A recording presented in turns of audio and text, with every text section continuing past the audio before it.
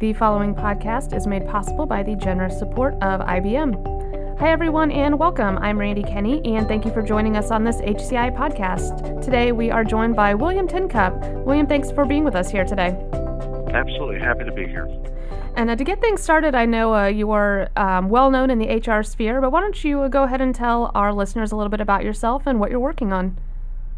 Sure. I kind of came up through marketing. So I entered into the HR space from a kind of a different vantage point of coming through marketing, traditional B2B marketing, advertising, all your integrated marketing type stuff. I owned an agency, then exited that business and then consulted for a number of years on user adoption related material around HR software.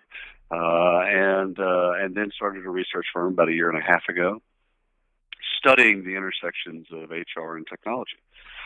So I get to interact with HR practitioners pretty much every day.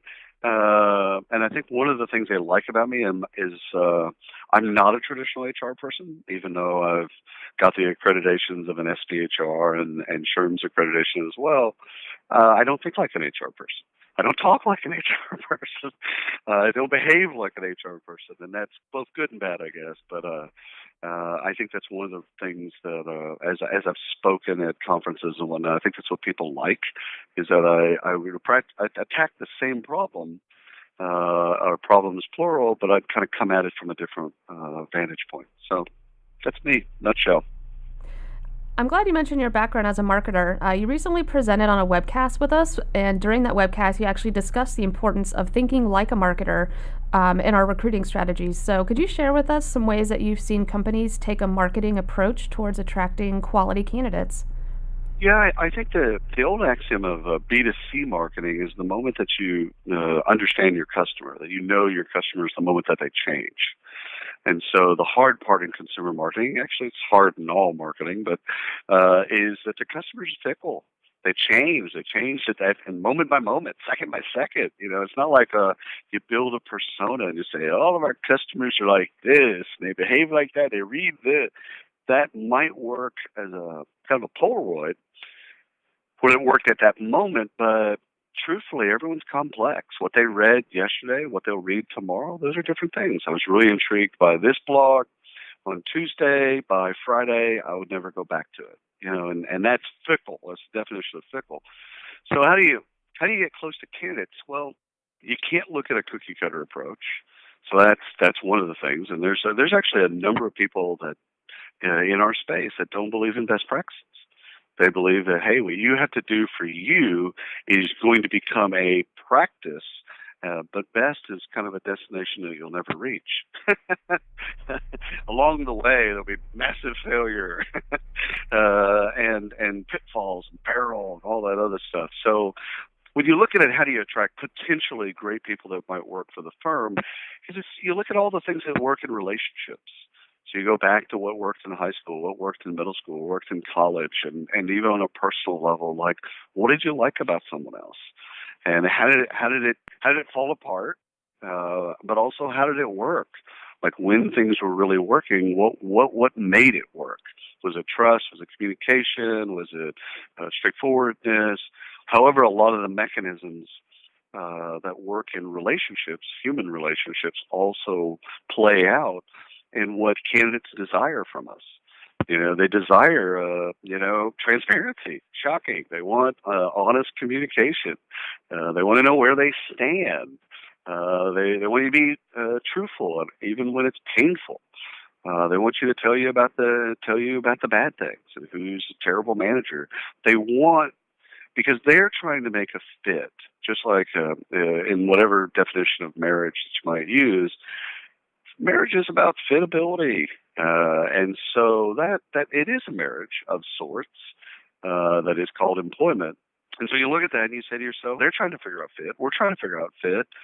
What do they need, and what do we need from them? Well, we need to understand their skills, their competencies, their personality, and what do they like when they're under stress? And will they add value? Are they going to kind of peter out and not be great to work with? Like, we're trying to figure that out as an employer, and they're trying to figure out the same things. So where it works is it's really easy.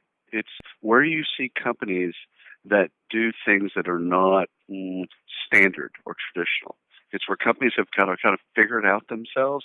It's almost like years ago, someone told me when I first got married that, oh, good God, this is 20-something years ago, so I'm dating myself. But when you first get married as a guy, you exude confidence for whatever reason. Not sure why, but you have this ring on your finger and you just exude this confidence.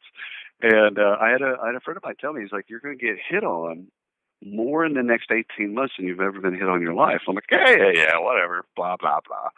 And turns out he was right. And there's something about confidence that kind of plays out, that when you're comfortable in your own skin, when you're comfortable in your marriage, you're comfortable in your relationship with your wife, your husband, whatever, blah, blah, blah, you exude this confidence. Well, when companies are confident about what they're trying, who they are, their values, who they are as a company, where they're going, they exude this confidence that people are attracted to. And you can tell it's decidedly different. The way they talk, the way they market, because they're not trying to be all things to all people. Just as in, guys and gals. They're not trying to walk into a bar and basically be right for everybody in that bar.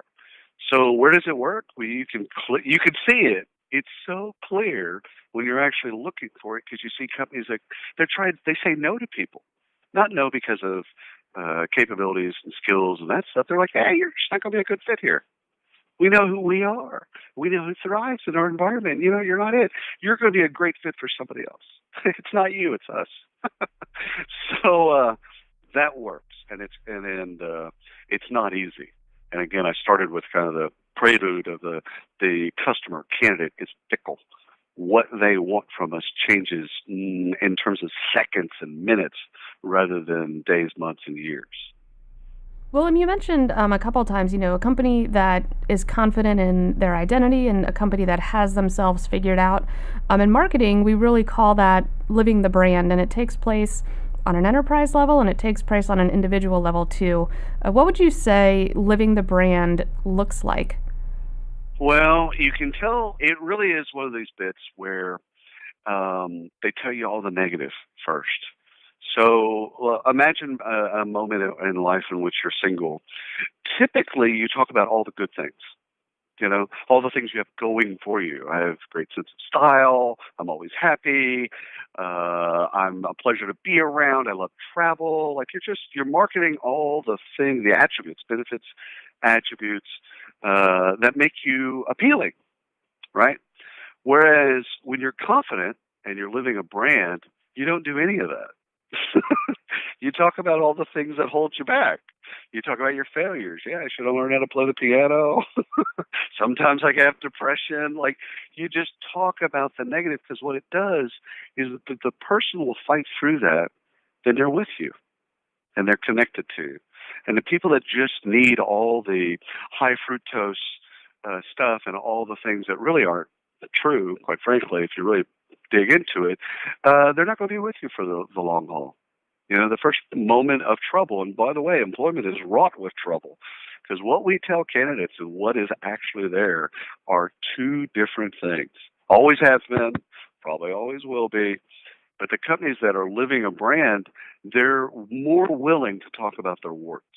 If a candidate needs to not hear that stuff, then they're not going to be with you in the long haul. And so the brands, Randy, the ones that live their brands are the ones that are confident enough to tell you the negatives. Thanks for sharing those thoughts. I think that's a great distinction and a great way to look at it, so I appreciate your input on that. Let's go back to the marketing concept here for our listeners. Marketers evaluate the success of their strategies by measuring different KPIs, like increased sales, for example. What sort of KPIs should our talent acquisition professionals be measuring to evaluate their recruitment strategies? Well, no one's going to want to hear this, but the truth is we've lied to ourselves and think volume or quantity is important. And this is a kind of a long-standing debate inside talent acquisition. It's like, well, I had 10,000, people that applied to the job. Well, in years past, it's been kind of a badge of courage. Like, oh, we need to reward that. They're amazing. They had 10,000 people apply. What it really is saying is you had 10,000, generally speaking, of the wrong people apply for the job. You didn't do your job because you didn't screen enough people out. So what we're seeing is that you don't need 10,000 people to apply. You need 100 of the right people to apply. And the logic fail has been that with more quantity, you somehow get to the quality. And it just doesn't play out that way. We need to say no to people. We need to put screens out, behavioral assessment, personality assessment, background check, all kinds of things way out in the process, video interviewing, way out in the process. And if they make it through the gauntlet, you'll have less. Then you can do deeper interviews, because one of the pitfalls of recruiting today is like you get 10,000 people to apply. How do you recruit? How do you interview those folks? B, how do you give them feedback? Really? Like, it's a moral obligation, in my humble opinion, to give people feedback when they apply to a job. If you have 10,000 people to apply to a job, how do you ever do that and do your job? You don't. That's the wastebasket that we call the file folder that the resume's in, and so we need to stop doing that. So what do we measure? Well, here's what we need to measure. We need to measure satisfaction from the hiring manager 3, 6, 9 months, 12 months later with what we did and what you asked us to do. Is that person exactly who you want it to be? Because if we do it right, we get the 100 people to apply. We go deeper. We learn really more about, is this a really good fit?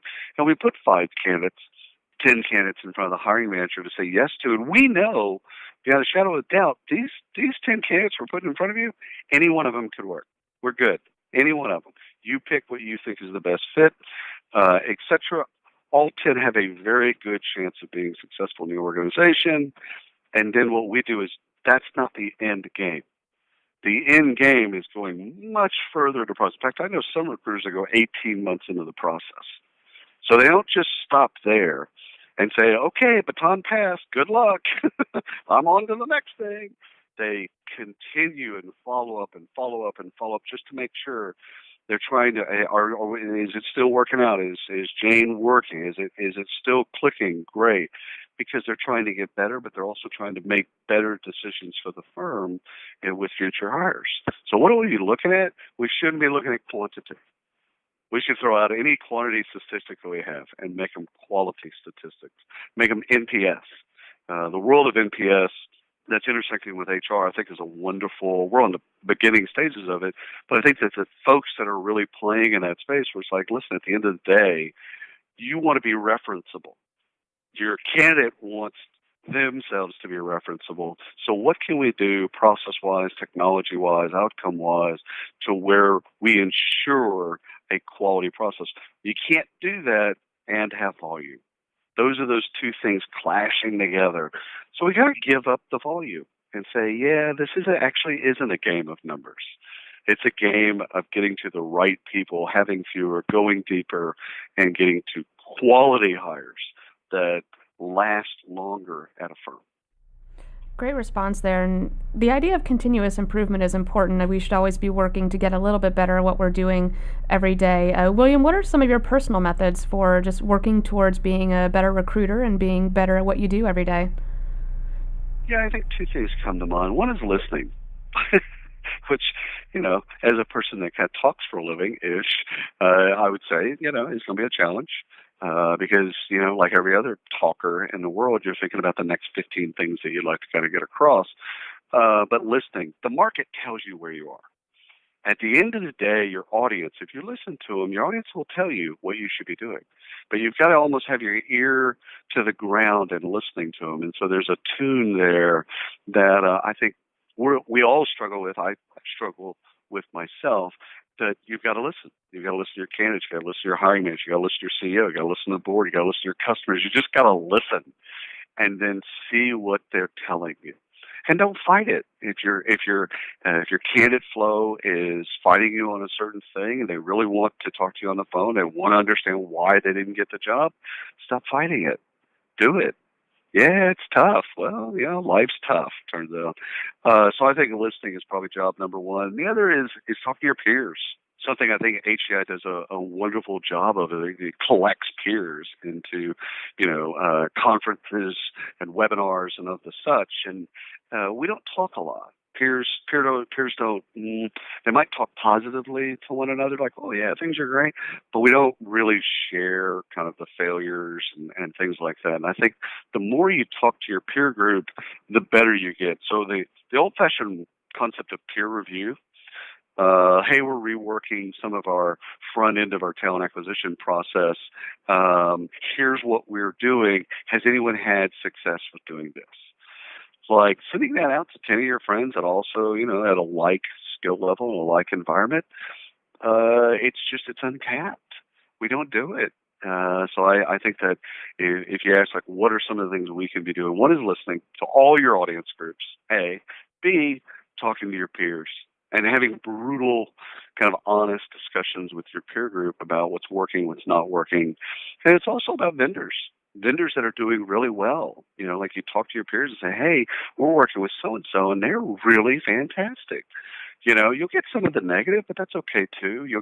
By and large, you'll get a whole lot of positive there. We don't share those stories, so we should share those stories. Listen and share. William, those are great things that we should all do a little bit more of. So I want to thank you for sharing that, and also thank you just for having this chat with me this afternoon. I think you've given our HCI members a lot to think about and a lot of great ideas for getting a little bit better every single day. So I want to thank you for that. Absolutely. Thank you for having me.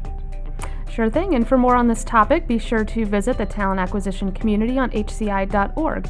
This concludes this edition of the HCI podcast, but be sure to look out for new HCI podcasts, which are posted on our site, iTunes, YouTube, Facebook, Twitter, LinkedIn, and Stitcher Smart Radio. We'd like to thank our sponsor, IBM, for making this possible, and I'll close this with a reminder to our listeners to join us on the web at hci.org for more information on talent acquisition and other HR topics.